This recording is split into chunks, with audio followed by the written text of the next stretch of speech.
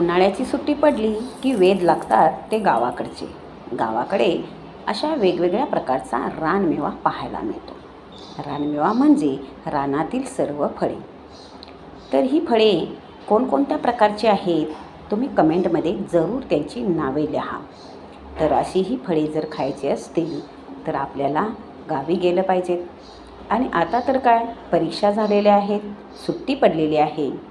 मस्त मे महिन्याची सुट्टी एन्जॉय करूया आणि अशा या फळांना आपण भेट देऊया.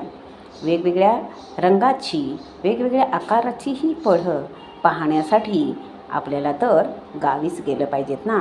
चला तर मग जायचं का गावी? येताय ना तुम्ही पण? चला मग आता हा व्हिडिओ सर्वांना शेअर करा आणि त्यातील फळांची नावे नक्की सांगा. कसा वाटला व्हिडिओ तेही आपल्या कमेंटद्वारे जरूर कळवा. Like, share and subscribe.